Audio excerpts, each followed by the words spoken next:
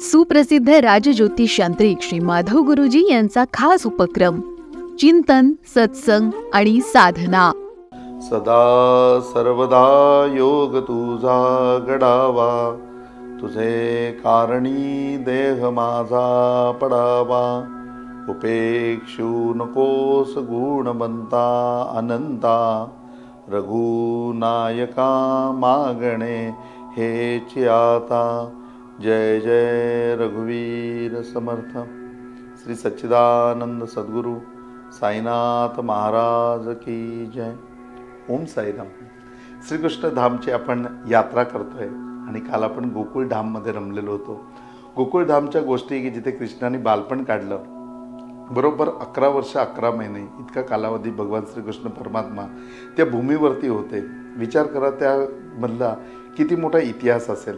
परंतु आपल्याला या प्रत्येक कृष्णधामाची ओळख करून घ्यायची आहे. ती ओळख करून घेत असताना तिथली सगळी माहिती ही आपल्याला सांगितली जाते आणि आपल्याला प्रत्यक्षामध्ये ती बघायची आहे. कृष्ण आपल्याला माहिती करून घ्यायचं आहे आणि त्या 12 धामाच्या माध्यमातून पूर्णपणे कृष्ण आपल्याला ओळखीचा झाला पाहिजे, किंबहुना कृष्ण आपल्याला समजायला पाहिजे. आणि ज्यावेळेला तो आपल्याला समजेल ना, त्यावेळेला तो आपल्याला खऱ्या अर्थाने भावेल.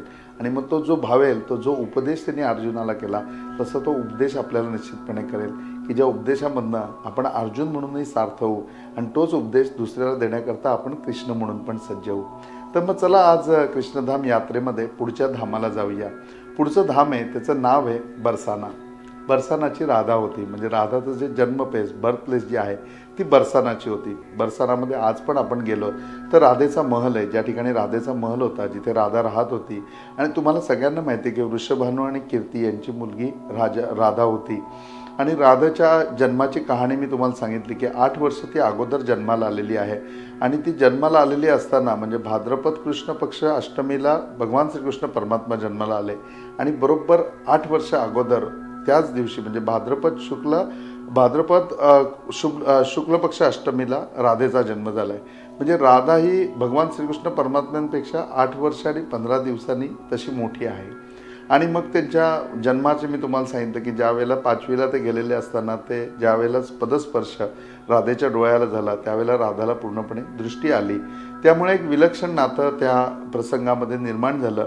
आणि वृषभानूचं नंदावरती प्रेम होतंच, किंवा नंदराजा हा इतका आदर्श राजा होताच म्हणजे की तो प्रत्येकाला चांगली मदत करत असायचा, प्रत्येकाच्या ठिकाणी उभा राहायचा, प्रत्येकाच्या पाठीशी उभा असायचा. त्यामुळे त्यांच्याबद्दल रिस्पेक्ट होताच. पण या घटनेमुळे तो आणखीन वाढला आणि त्या दोन्ही कुटुंबामध्ये स्नेह निर्माण झाला. आता बरसाण्यामध्ये जर आज आपण गेलो तर राधेचं सुंदर मंदिर आहे. म्हणजे जे मंदिर किंवा त्या बरसाण्यामध्ये गेल्यानंतर राधेचं अस्तित्व आपल्याला पूर्णपणे कळतं. तिथल्या प्रत्येक कणाकणामध्ये राधा आहे. जसं म्हणतात की वृंदावन का कणकण बोले श्री राधा राधा. बरसानाला गेल्यानंतर तुम्हाला फक्त राधा राधा एवढंच ऐकायला येतं, त्याच्या पलीकडे काही नाही. आणि बरसानामध्ये राधेचा महल आहे, जिथे राधा राहत होती. राधेचं मंदिर आहे की ज्या ठिकाणी राधा पूर्णपणे अस्तित्वात होती. आणि राधेच्या महलापुढे पूर्णपणे म्हणजे की असं एक तळं आहे, म्हणजे की जे स्विमिंग पूलसारखं आहे, पूर्णपणे दगडाच्या ह्याच्यामध्ये बांधलेलं आहे. आणि त्या ठिकाणी राधा स्नान करायची आणि भगवान श्रीकृष्ण परमात्मा कितीतरी वेळेला त्याच ठिकाणी असायचे. म्हणजे तर त्याप्रमाणे म्हणजे की ती बरसाण्याची भूमी आहे जिथे श्रीकृष्ण परमात्मा हे कायम खेळत असायचे. आता असं होतं की जसं वृषभानू हे सुद्धा राजा आहेत, ते सुद्धा मोठ्या स्वरूपामध्ये आहेत, त्यांची सुद्धा काही एक संस्थानिक आहेत, त्यांची सुद्धा खूप सारी संस्थानं आहेत. आणि ते सुद्धा पूर्णपणे त्यांची जी तिथे जेवढी काही कुटुंब आहेत त्या सगळ्या कुटुंबांचा मिळून एक गाव झालेला आहे, जो गाव बरसाना आहे. आणि बरसाना आणि त्याच्या बाजूच्या अख्ख्या परिसर म्हणजे खूप मोठ्या जागेचे वृषभानू हे पूर्णपणे मालकी हक्कानी राजा आहेत. आणि त्यांच्याकडे संपूर्ण त्या गावामधलं प्रत्येक धान्य बनणारी प्रत्येक गोष्टी त्यांच्याकडे येते आणि त्यांच्या मार्फत ती मथुरेला पाठवली जाते. हा सगळा रीतिरिवाज होता. राधाला आता दिसायला लागलेलं होतं. आणि रोज एक चमत्कार व्हायचा, तो म्हणजे की रोज रात्री, म्हणजे आता त्यावेळची रात्र धरली तर साधारण पकडा की 8 वाजता पूर्णपणे चिडीचुप्प काळोख होत असेल. आणि 8 वाजता ज्या वेळेला काळोख व्हायचा, राधा झोपलेली असायची, नुकतीच तिला कुठेतरी झोप लागते आणि बासरीची सुंदर धून वाजवत कोणतरी निघून जायचं. राधा रोज ती बासरीची धून ऐकल्यानंतर धावत आपल्या पूर्णपणे गॅलरीमध्ये यायची आणि पडदा बाजूला करून वाकून बघायची, पण तिला कोणीच दिसायचं नाही.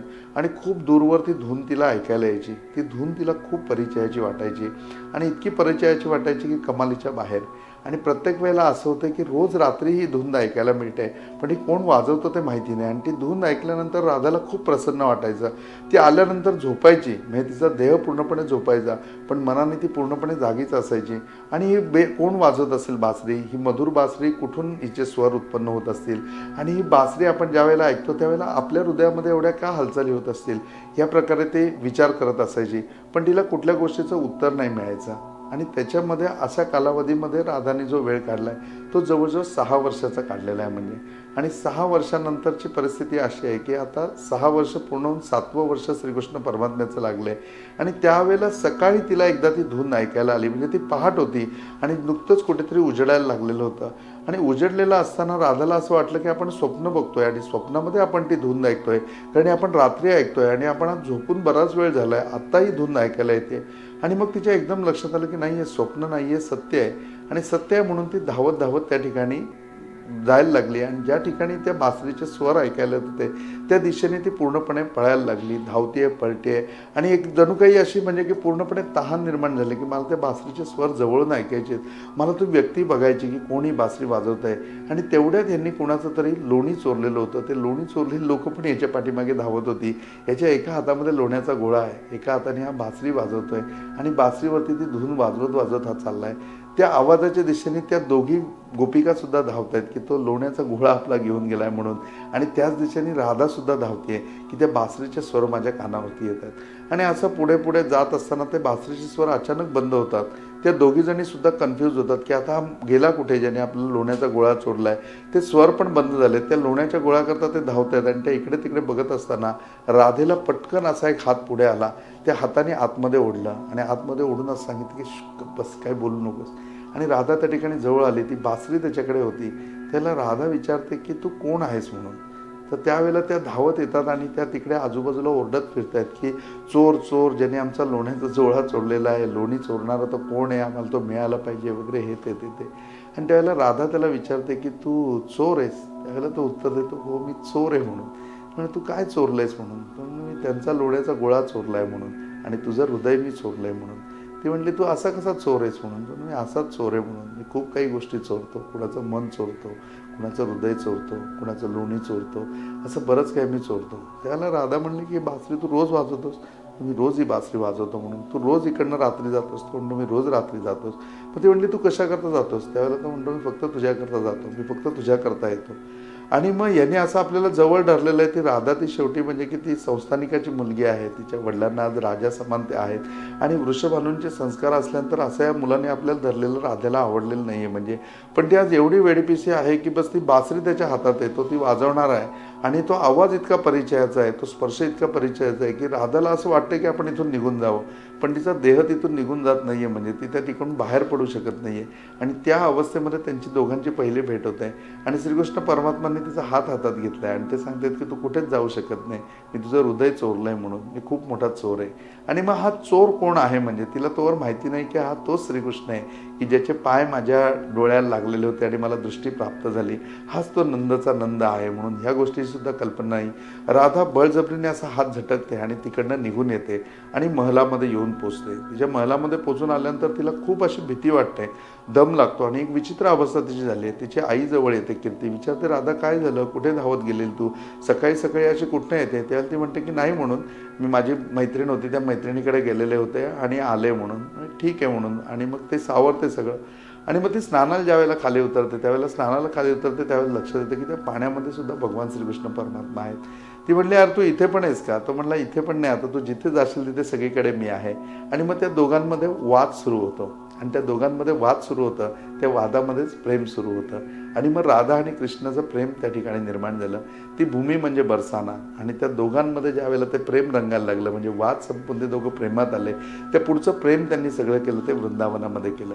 वृंदावनामध्ये दोघांचं प्रेम असायचं आणि बरसानामध्ये आल्यावर त्या भूमीचं असं वैशिष्ट्य होतं की त्याच्यामध्ये दोघांचा वाद व्हायचा, भांडण व्हायचं. भगवान श्रीकृष्ण परमात्म्याने एकदा ब्रिजवासींवरती पूर्णपणे राग व्यक्त केला आणि सांगितलं की हे सगळं नगर खाली करून टाका म्हणून, नाही तर मी इथून निघून जाईन, मी इथे राहणार नाही म्हणून.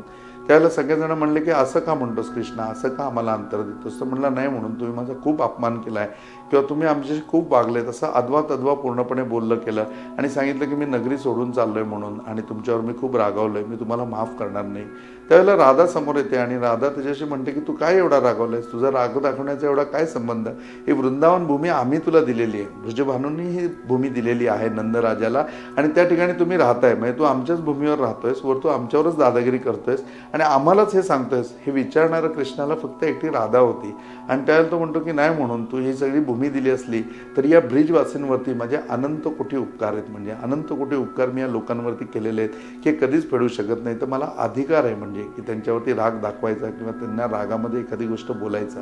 आणि तू कोण होतेस मला अडवणारी किंवा तू कोण होतेस मला बोलणारी. त्यावेळेला भगवान श्रीकृष्ण परमात्म्याचा हात धरून राधा सांगते की तुझे अनंत कोटी उपकार जर या ब्रिजवासियांवरती असेल तर मी तुझ्यावर अनंत कोटी स्वरूपाचं प्रेम केलेलं आहे. या एका वाक्यानंतर भगवान श्रीकृष्ण परमात्मा पूर्णपणे हृदयस्थ होतात आणि विचार करतात. त्या क्षणाला त्यांचा राग पूर्णपणे निघून जातो.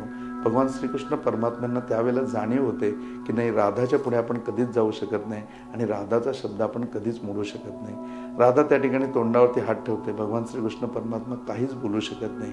ती बरसाना भूमी आहे. त्या बरसाना भूमीवरती जिथे भगवान श्रीकृष्ण परमात्मा अख्खं जग जो घडवतो, अख्खं जग जो चालवतो, अख्ख्या जगामध्ये प्रत्येक गोष्ट ज्याच्या इच्छेनुसार घडते, झाडाचं पान सुद्धा ज्याच्या इच्छेने हलतं, त्याची प्रत्येक इच्छा त्याच्या स्वतःवरती पूर्णपणे फक्त कंट्रोल ठेवते ती राधा. आणि तो कंट्रोल कशामुळे आहे तर राधाचं कुठलं वेगळं अस्तित्व नाही, तर ते प्रेमाचं अस्तित्व आहे. त्या बरसाण्याच्या भूमीवरती राधा आम्हाला प्रेम शिकवते. तिथे राधा कृष्णाचं पवित्र प्रेम आम्हाला मिळतं. राधा आणि कृष्ण हे दोघं शरीराने वेगवेगळे होते, परंतु आत्म्याने ते दोघं जण एकत्रच होते. प्रेमामध्ये अनेक प्रकार आहेत. वासनामध्ये असलेली ही कायम वासनाच असते, ती कधी प्रेम होऊ शकत नाही. शरीरामधले फक्त एकमेकाबद्दल असलेलं आकर्षण म्हणजे प्रेम नाही, त्याच्यामध्ये असलेली वासना म्हणजे प्रेम नाही. तर प्रेम हे आदरपूर्वक असतं, त्याच्यामध्ये शरीराचा काही संबंध नसतो. दोन मनांचं ते सुंदर मिलन असतं. म्हणून आज सुद्धा राधाकृष्णाचं मंदिर येतं.